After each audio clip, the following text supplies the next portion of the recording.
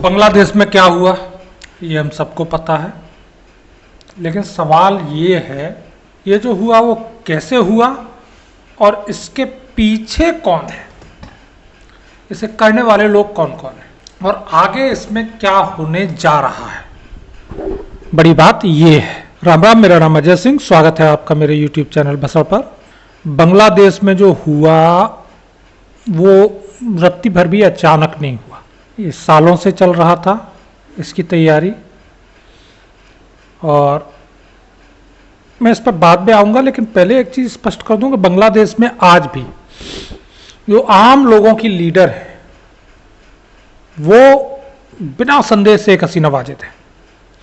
बांग्लादेश का जो बहुसंख्य है, ऑफ कोर्स उसमें मुस्लिम ही ज़्यादा हैं, लेकिन वो आज भी शेख हसीना वाजिद के साथ है, इसमें रत्ती भर संदेह नहीं किया जा सकता।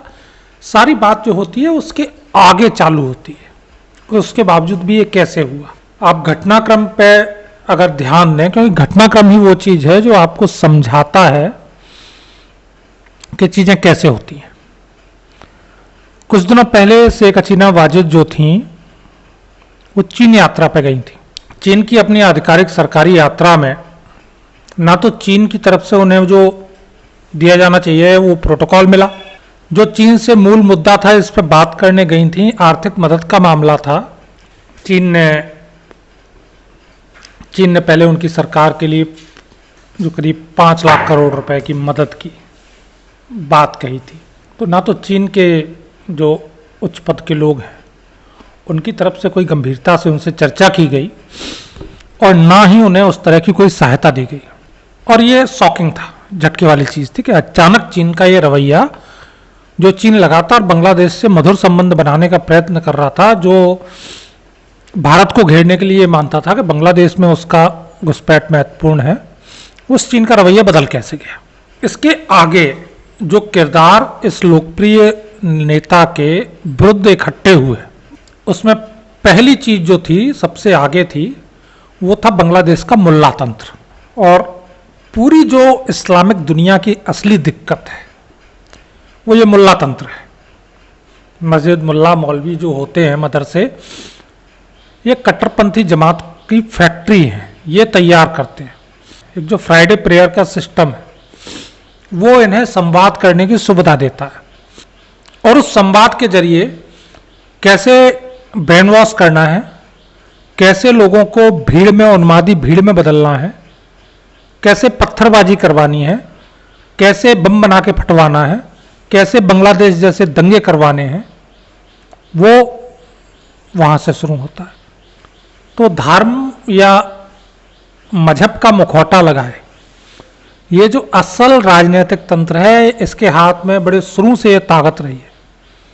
14 साल से असली ताकत इसके हाथ में रही है, और कितनी ताकत रही है इसका अंदाजा ये लगाएं कि जिसने ये पंथ शुरू किया था, प्रॉफिट मोहम्मद, उसका अपना कुनबा इसी तंत्र की भेंट चढ़ा। तो शेख हसीना वाजिद या मुजीब का कुनबा किस खेत की मूली है।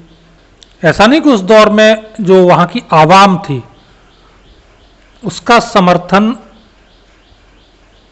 मोहम्मद के कुनबे के साथ नहीं हो, अरेबिक समाज में उनका समर्थन था, लेकिन जो पॉलिटिकल क्लास था, जो मुल्ला तंत्र था, वो मुआविया के साथ था, वो यजीद के साथ था। तो बड़ी आसानी से वो जिबह कर दिए गए। तो वही तरीका बांग्लादेश में भी अख्तियार किया गया। तो जमाते इस्लामी जो कट्टरपंथी गुट है, 1971 की जंग में भी जो पाकिस्तान के साथ था, अपने ही लोगों के हत्या, अपने ही लोगों के जो औरतों को बलात्कार हो रहे थे, जो उनकी न्यूड परेड कराई जा रही थी, उस चीज़ों में भी जमाते इस्लामी अपने ही लोगों के खिलाफ, जो पाकिस्तान की पंजाबी फौज थी उसके साथ था। अपोजिशन को सत्ता से मतलब होता है, तो वहां सही गलत के मायने नहीं रह जाते, वो सत्ता के लालच में किसी भी तरफ चला जाता है। राजनीतिक दल लोकतंत्र में एक ये कमजोरी रहती है। बांग्लादेश पिछले 10-12 साल में, 15 साल में बड़ा तेजी से मजबूत हुआ, आर्थिक विकास किया, प्रोडक्शन यूनिट्स वहाँ पे लगी, एग्रीकल्चर में बड़ा अच्छा डेवलपमेंट हुआ, आम आदमी गरीबी की रेखा से बाहर आया, और सब कुछ बेहतर चल रहा था। शेख हसीना वाजिद बड़ी मजबूत नेता थी, आम आदमी की नेता थी और कहीं से कोई दिक्कत नहीं थी सिवाय इसके कि कट्टरपंथी जमात जो थी, मुल्ला मौलवी जो थे, उन्हें कभी संतुष्टिकरण उनका नहीं किया और ये चीज खामियाजा बनी उनके लिए। यहां से उनके लिए षड्यंत्र की जड़ें शुरू हुई। इसके आगे बात की जाए तो पाकिस्तान में जो लोग बैठे, हर एक पाकिस्तानी के लिए मुजीब से बड़ा कोई विलेन है नहीं। शेख हसीना वाजिद के जो पिता थे मुजीबुर रहमान, हत्या कर दी गई थी उनकी 1975 में, उनसे बड़ा पाकिस्तान में कोई विलेन है नहीं। और आईएसआई इस कुनबे से एक व्यक्तिगत दुश्मनी की तरह काम करती है, तो उनके लिए इसका समूल नष्ट किया जाना प्रायोरिटी है। इसके लिए कितनी बड़ी कीमत चुकानी पड़े, आईएसआई और पाकिस्तान चुकाएंगे। वहां से भी समर्थन मिला। इसके बाद एक चीज है जिसका नाम आप लोगों ने बहुत सुना होगा, डीप स्टेट। चर्चा रहती है डीप स्टेट है क्या। ये थोड़ा सा ऐसा टॉपिक है कि नाम तो बहुत लिया जाता है लेकिन पता नहीं है कि डीप स्टेट है क्या, काम कैसे करती है। तो डीप स्टेट की बहुत बड़ी भूमिका, तो मैं डीप स्टेट पे आऊं, आपको डिटेल दूं कि डीप स्टेट क्या है, कैसे काम करती है। उससे पहले आपके लिए एक चीज जानना जरूरी है, और वो चीज जानना इसलिए जरूरी है कि जो हुआ है, मैंने बताया कि सब चीन ने इस तरह से रिएक्ट किया। क्या भारत और भारत की सरकार जो हुआ उसके लिए पूर्व से तैयार नहीं थी? मैं यहां आपको थोड़ा घटनाक्रम शेयर करता हूं और उससे आप अनुमान लगाइए, क्योंकि भाई ढाका में जाके तो मैं भी देख के नहीं आया क्या हो रहा था। हमारे जो अनुमान होते हैं वो घटनाक्रम पर आधारित होते हैं, उन्हीं से हमें सत्य निकालना होता है। किताबें लिखी जाएंगी, थीसिस आएंगी, वो कैसे हुआ बांग्लादेश में, ये सब सालों बाद आएंगी। और उन्हें भी बैठ के ज़्यादातर यही उम्मीद है कि लेफ्ट विंग घसीटेगा और किताबें लिखेगा, तो उसमें भी पूर्ण सत्य कभी बाहर नहीं आता है। न्यूट्रल होके कोई लिखेगा, इसकी उम्मीद बहुत कम है। तो भारत इस घटनाक्रम से कितना वाकिफ था, मैं उसमें चीज़ों को आपको बताता हूँ। बॉर्डर सिक्योरिटी फोर्स के डीजीपी और एडिशनल डीजीपी दोनों हटाए जाते हैं। भारत के जो उत्तर पूर्व की कमान है फौज की, उसे संभालने वाले जो जनरल हैं, उनसे प्रधानमंत्री सीधे मिलते हैं इस घटना से एक सप्ताह पहले। बीएसएफ के जो टॉप लोग हैं वो हटाए गए, जो नॉर्थ ईस्ट की कमान के हेड हैं जनरल साहब, उनसे प्रधानमंत्री सीधे मुलाकात करते हैं। बताया गया कि 45 मिनट का अल्टीमेटम सेना ने दिया था वहां से निकलने के लिए शेख हसीना को, लेकिन 48 घंटे पहले शेख हसीना से भारत के उच्चायुक्त की एक गुप्त मुलाकात होती है। भारत के उच्चायुक्त जो वहां पे थे वो जाकर के शेख हसीना वाजिद से मिलते हैं और वो दोनों लगातार संपर्क में बात कर रहे हैं। भारत की सेना अलर्ट पे थी, बीएसएफ अलर्ट पे थी, सीमाएं सील थी। भारत की एयरफोर्स लगातार बांग्लादेश सीमा पे गश्त कर रही थी। एयर डिफेंस सिस्टम वहां पे तैनात किए जा चुके थे। तो इस घटनाक्रम से पहले हो रहा है सब। शेख हसीना वाजिद का हेलीकॉप्टर जब ढाका से अगरतला के लिए उड़ा, तो लगभग उड़ने के तत्काल बाद ही हासीमारा जो एयरफोर्स स्टेशन है, राफेल का सेकंड स्क्वाड्रन है जहाँ पे, वहाँ से 2 राफेल उड़ते हैं, 4 राफेल उड़ते हैं, 2 राफेल भारत की सीमा में रहते हैं, 2 राफेल बांग्लादेश सीमा में घुस के उस हेलीकॉप्टर को एस्कॉर्ट करते हैं। उस हेलीकॉप्टर में उच्च स्तर के बांग्लादेश सेना के अधिकारी भी साथ थे। ये लोग अगरतला आते हैं और बांग्लादेश सेना के उन अधिकारियों को अगरतला में रोक लिया जाता है। अगरतला में पहले से भारतीय सेना का एक ट्रांसपोर्ट एयरक्राफ्ट रेडी खड़ा है और कुछ सेना और प्रशासन के बड़े अधिकारी भी वहां मौजूद हैं। रातों रात नहीं पहुंच गए थे, 45 मिनट में दिल्ली से वहां नहीं पहुंच गए थे, पता था कि ये होने वाला है। वो वहां से शेख हसीना वाजिद को साथ लेते हैं और ट्रांसपोर्ट एयरक्राफ्ट सीधे अगरतला से उड़ के हिंडन एयरबेस आता है। हिंडन एयरबेस में अजीत डोभाल साहब जाके शेख हसीना वाजिद से मुलाकात करते हैं और ये लंबी वार्ता होती है। वहां जब तक सुरक्षित हिंडन एयरबेस शेख हसीना वाजिद नहीं पहुंच जाती, कुछ लोग और भी हैं जो वहां से निकाले गए सुरक्षित, तब तक सेना के उन अधिकारियों को अगरतला में रोक के रखा जाता है। भारत की एयरफोर्स, भारत की नेवी, भारत की थल सेना, इन्होंने लगभग बांग्लादेश को बैरिकेडिंग कर रखी थी, पहले से थी और अभी भी है वर्तमान में। तो जो ये घटनाक्रम है वो ये बता रहा है कि भारत जो हुआ उससे अनजान नहीं था। बड़ा सवाल ये है कि जो हुआ उसे रोका क्यों नहीं गया, या रोकने का प्रयत्न क्या किया गया। ये अभी परतों के नीचे है, आगे ये कहानी कभी सामने जरूर आएगी। लेकिन इतना कंफर्म है कि भारत अनजान नहीं था, उसे पता था कि ये होने जा रहा है और भारत भी इस घटनाक्रम के लिए तैयार खुद को कर चुका था। इससे आगे किसका कहां कितना इन्वॉल्वमेंट है वो अभी स्पष्ट होना बाकी है, वो समय के साथ और स्पष्ट होगा। दूसरा सवाल है कि अगर लड़ाई सत्ता परिवर्तन की, अगर लड़ाई शेख हसीना वाजिद के विरुद्ध थी, तो हिंदुओं के विरुद्ध हिंसा क्यों भड़की। देखिए, जब एक भीड़ उन्मादी होती है और एक भीड़ को खुली छूट मिलती है तो वो अपनी जो उनकी मूल वृत्ति है ना, जब वो जंगलों में जीते थे, शिकार करते थे, झपट मार के खाना खाते थे, उस औकात पे आने में उसे टाइम नहीं लगता। वो भीड़ कहीं की है दुनिया में। और सामान्यतः जो शब्द प्रयुक्त किया जाता है धर्म, समाज, सिस्टम, इनका काम यही होता है कि जो जानवरों वाली वृत्ति है, मूल वृत्ति, बेसिक इंस्टिंक्ट जिसे कहते हैं शायद अंग्रेजी में, उस वृत्ति को कंट्रोल करके इंसान को इंसान बनाए रखना, सामाजिक जीव बनाए रखना। समाज के नियम है, धर्म के नियम है, कानून है देश के, आपको उनके बंध के रहना है, उनसे आपको छूट नहीं है।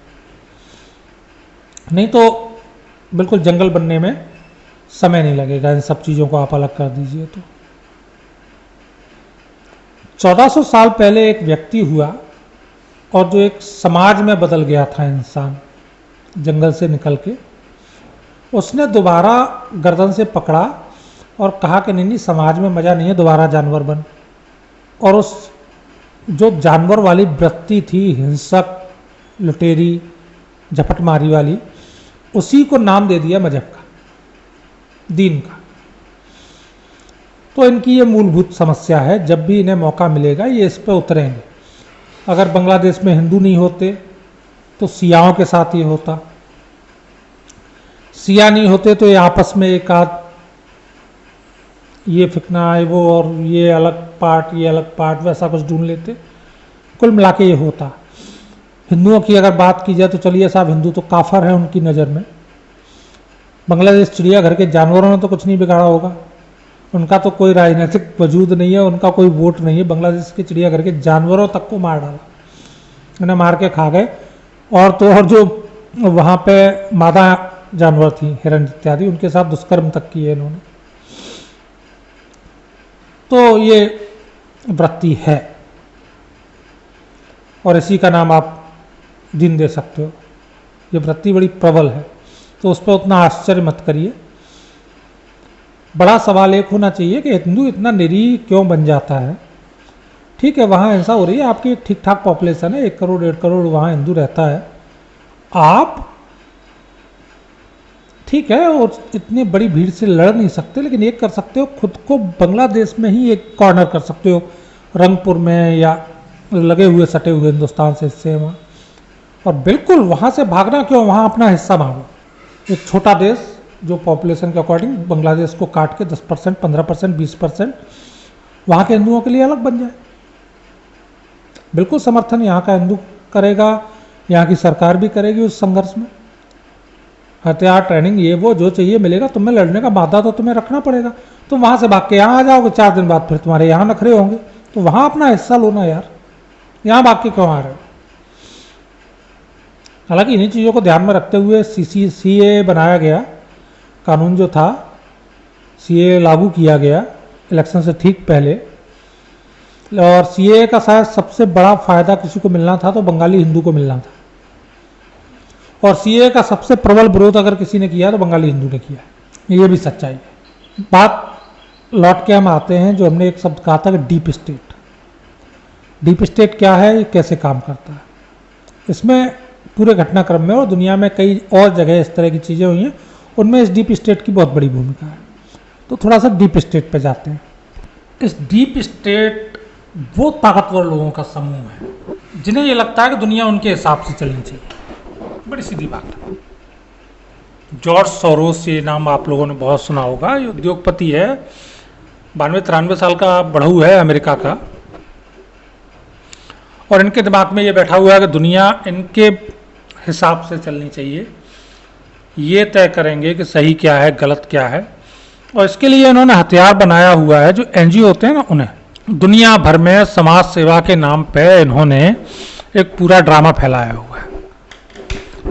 और वो ऐसी बढ़िया समाज सेवा करते हैं ये लोग, कई बड़े नाम है, जॉर्ज सोरोस है, बराक ओबामा है, हिलेरी क्लिंटन, और अमेरिका के बड़े राजनेता हैं, अमेरिका के बड़े उद्योगपति हैं, यूरोप के बड़े राजनेता हैं, यूरोप के बड़े उद्योगपति हैं, आपके अपने देश के बड़े राजनेता हैं, आपके अपने देश के उद्योगपति हैं। ये अपने हितों के लिए दुनिया को अपने हिसाब से चलाना चाहते हैं। भारत में अरविंद केजरीवाल वो नाम है, जैसे आप डीप स्टेट का बड़ा अच्छा एग्जाम्पल बन सकते हो। अराजकता फैलाइए, सत्ता हथियाइए, या सत्ता में ऐसे लोगों को बैठाइए कि जो आपके अनुरूप काम करें। इन्हें देश से कोई मतलब नहीं है, इनकी नज़र में देश वाली थ्योरी है ही नहीं, इनकी नज़र में देश का मतलब है धंधा। ताकत इनके हाथ में रहनी चाहिए, आप बलि के बकरे बनते हो बन जाओ। न्यूज़ मीडिया हाउसेस हैं इनके हाथ में।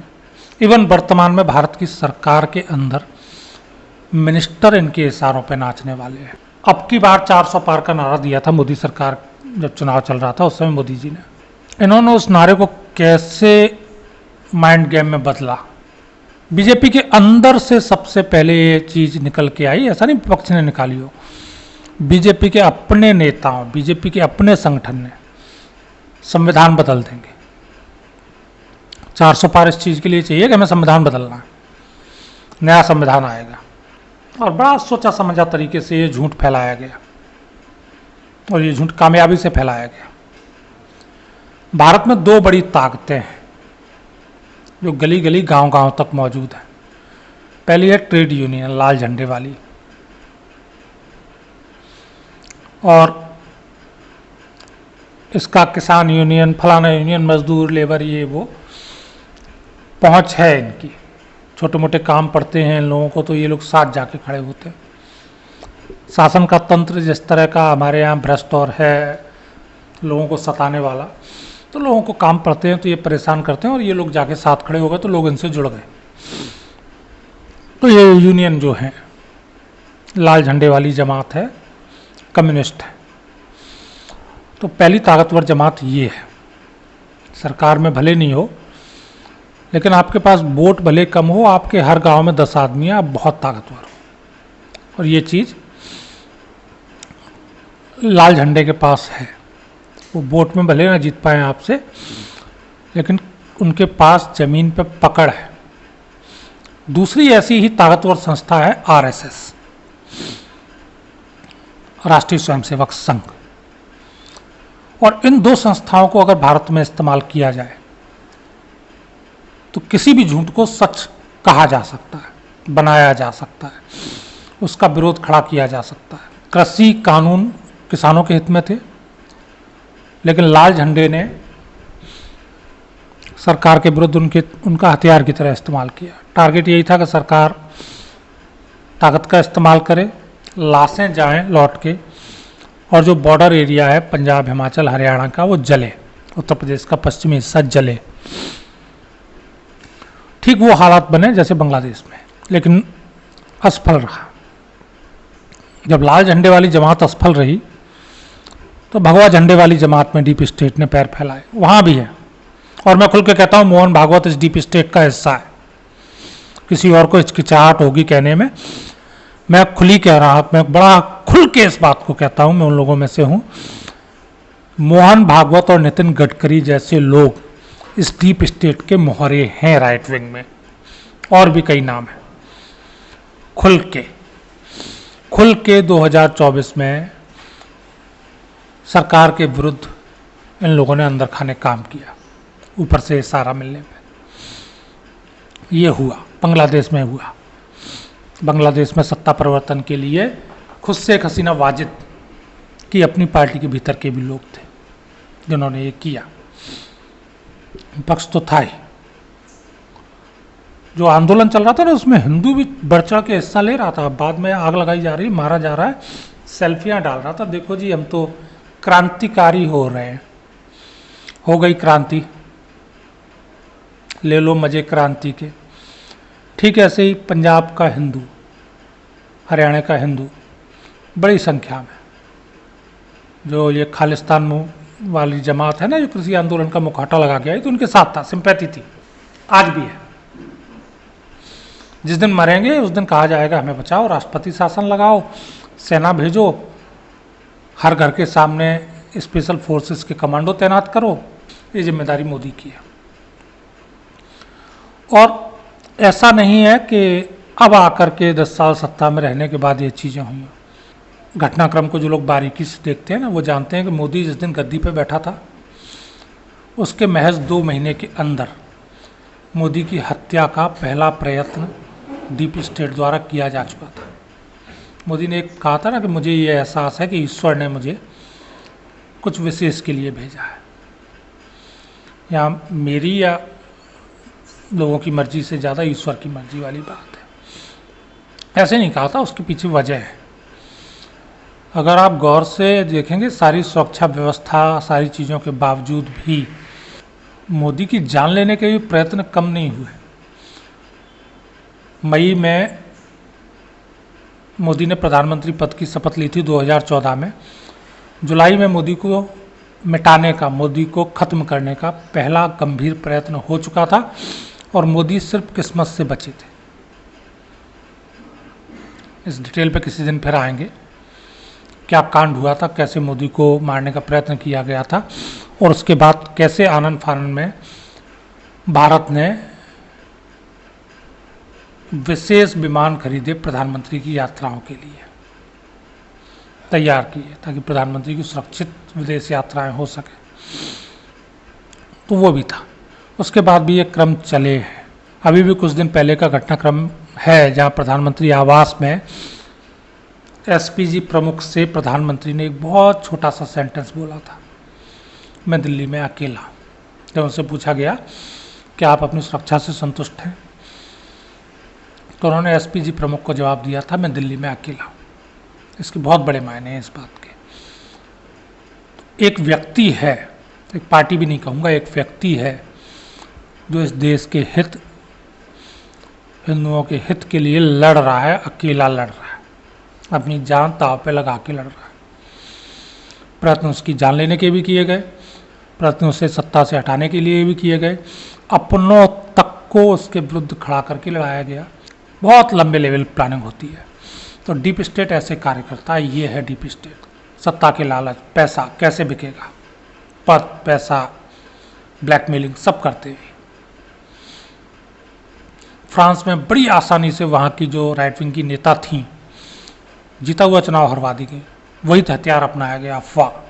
जो लोकतंत्र की दुहाई देते नहीं थकते, इमरान खान के पास आज भी जन समर्थन है। वो कैसा भी सही, मैं उसे कोई बहुत योग्य नेता नहीं मानता हूँ, लेकिन जन समर्थन है। और इमरान खान जेल में है, और उसको लेकर के दुनिया मौन है। जेलेंस्की की कॉमेडी में पूरा यूक्रेन खंडहर बन गया, लेकिन जेलेंस्की के साथ डीप स्टेट है। तब तक वो कोई कुछ नहीं बिगाड़ सकता। शेख हसीना वाजिद के साथ जनता थी, समर्थन था, लेकिन शेख हसीना वाजिद इन आंखों में खटक रही थी, तो शेख हसीना वाजिद हटा दी गई। अभी बहुत कुछ है जो साफ होना बाकी है बांग्लादेश में। हिंसा पे अगले 48 घंटों में या तो रोक लगेगी, मेरा अपना अनुमान है, और अगर रोक लगाने में सेना को अल्टीमेटम दे दिया गया है बांग्लादेश की को रोक लगाओ, नहीं तो फिर हम लगाएंगे, नहीं लगी तो फिर नट बोल्ट टाइट किए जाएंगे, ये तय है। अभी बहुत कुछ है जो इस मुद्दे पर खुलना बाकी है, बहुत कुछ है जो स्पष्ट होना बाकी है, और ये भी है कि अगर कट्टरपंथियों के हाथ में सत्ता आई तो भारत के तमाम अब बांग्लादेश पर कब्जा नहीं कर सकते। आज के दौर में ये चीज़ पॉसिबल है नहीं, लेकिन शायद वो नौबत आ जाए कि बांग्लादेश के 2 टुकड़े करने पड़े, जो होगा भविष्य के गर्त में, और हमें देखना है। तब तक शेख हसीना वाजिद भारत में है, और निश्चित ही भारत के जो टॉप लेवल पे बैठे हुए लोग हैं वो सोच रहे होंगे कि शेख हसीना वाजिद का भारत में होने का भारत को क्या फ़ायदा मिलेगा। दुनिया ऐसे ही चलती है। बांग्लादेश के हालातों पे हम नज़र रखेंगे और देखेंगे कि कहानी किस तरफ जाती है। तब तक के लिए राम राम, वंदे मातरम, जय हिंद।